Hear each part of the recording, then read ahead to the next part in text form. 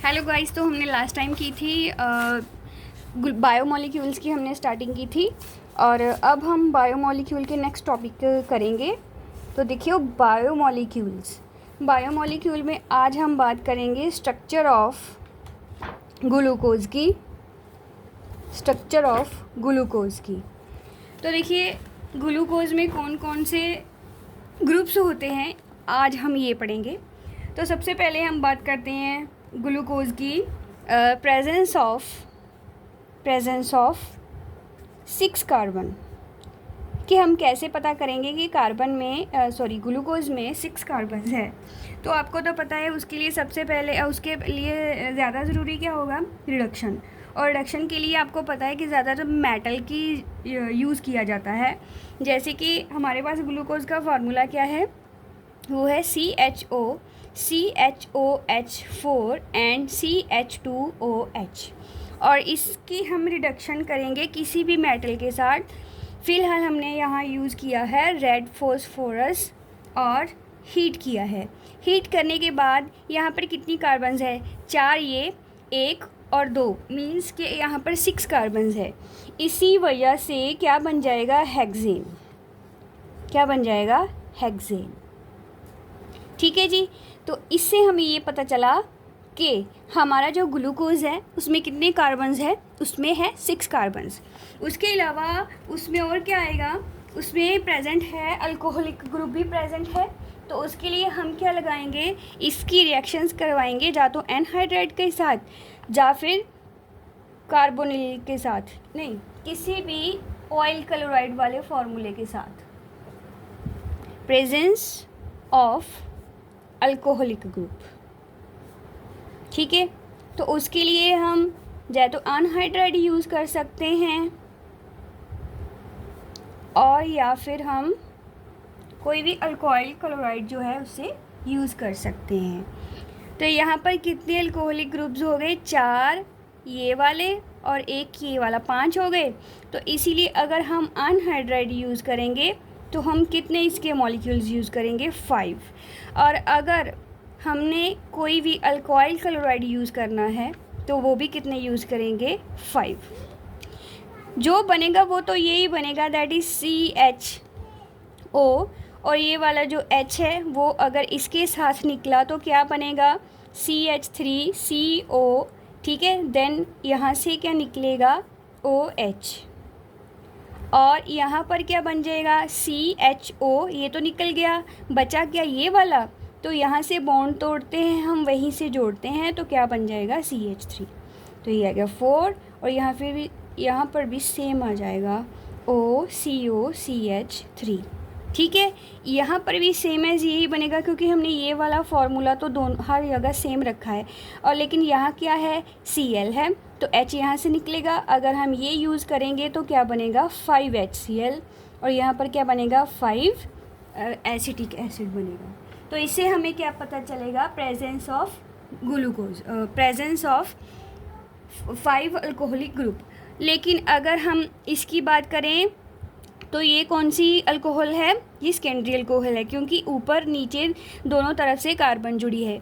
लेकिन अगर हम यहाँ देखें तो इस कार्बन के साथ सिर्फ एक कार्बन जुड़ी है, इधर कोई नहीं जुड़ी। इसका मतलब ये कौन सी अल्कोहल है, ये प्राइमरी अल्कोहल है। और अगर हम प्राइमरी अल्कोहल को चेक करना चाहते हैं तो उसको चेक करने के लिए फॉर्मूला है। तो अगर हमें प्राइमरी अल्कोहल की प्रेजेंस के बारे में पता करना है तो वो कैसे पता करेंगे, हमें ऑक्सीडेशन करनी है। वो किसके साथ करनी है, HNO3 के साथ।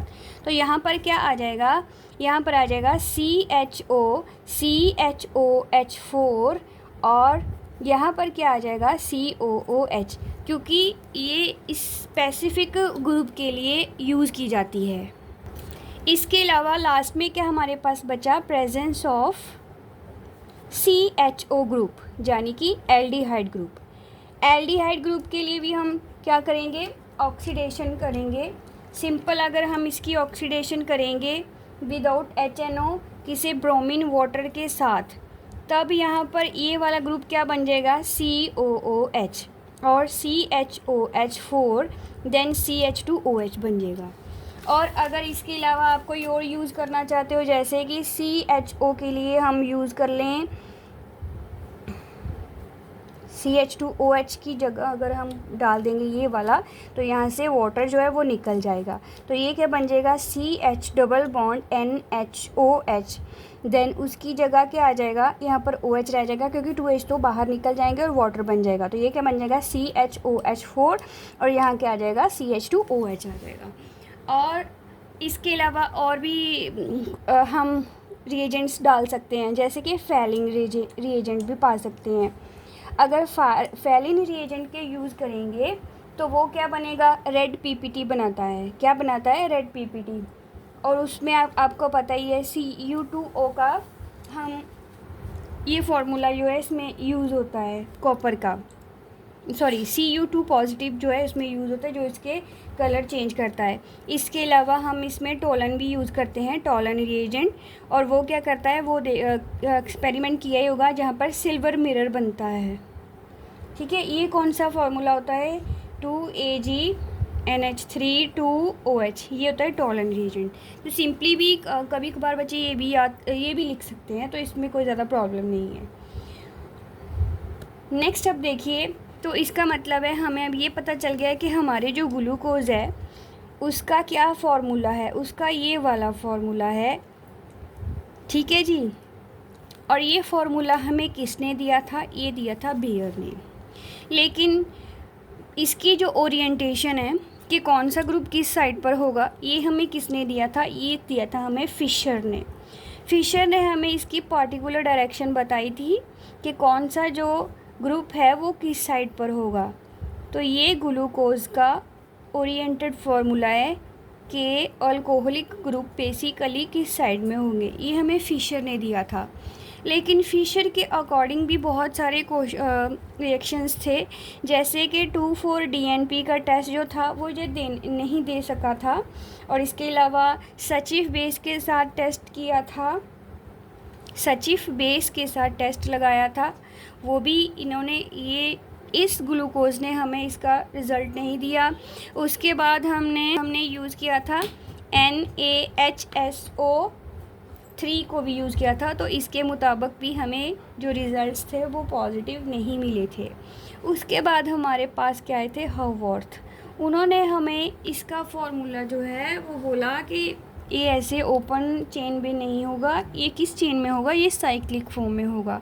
तो उन्होंने इसके लिए क्या किया था कि फर्स्ट कार्बन और जो फिफ्थ कार्बन है वो आपस में से वाटर को रिलीज़ करेगी। देन वाटर को रिलीज़ करने के बाद वाटर को रिलीज़ करने के बाद इनके बीच एक फार्मूले की जो है फॉर्मेशन होगी। तो वो फार्मूला इनका कैसा बनेगा, तो वो फार्मूला बनेगा H एंड इधर क्या आएगा OH।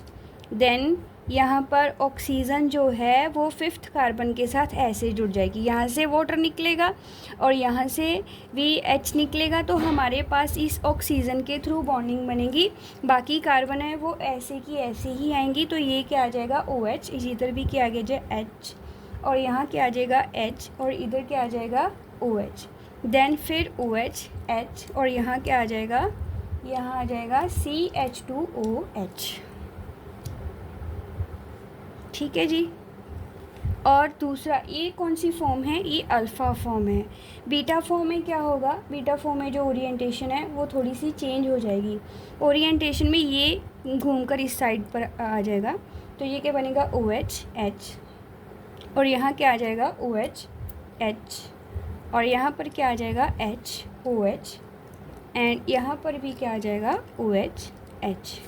और ये फर्स्ट कार्बन जो है वो फिफ्थ कार्बन के साथ जुड़ी हुई है थ्रू O बॉन्डिंग। और इस बॉन्ड को जो वाटर रिलीज़ करने के बाद जो बॉन्ड आता है उसे हम कौन सा बॉन्ड बोलते हैं, इसको बोलते हैं ग्लाइकोसिडिक बॉन्ड, ग्लाइकोसिडिक बॉन्ड बोलते हैं। ये भी काफ़ी इंपॉर्टेंट है। वो पूछते हैं कि ग्लाइकोसिडिक बॉन्ड जो है वो किस में बनता है, तो glycosidic bond C1 + C5 carbon में बनता है, थ्रू O बॉन्डिंग के थ्रू बनता है।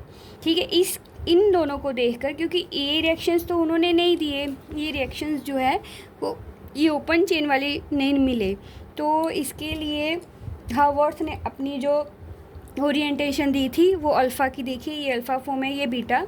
तो अल्फ़ा में क्या होगा, ये साइक्लिक फॉर्म में होगी।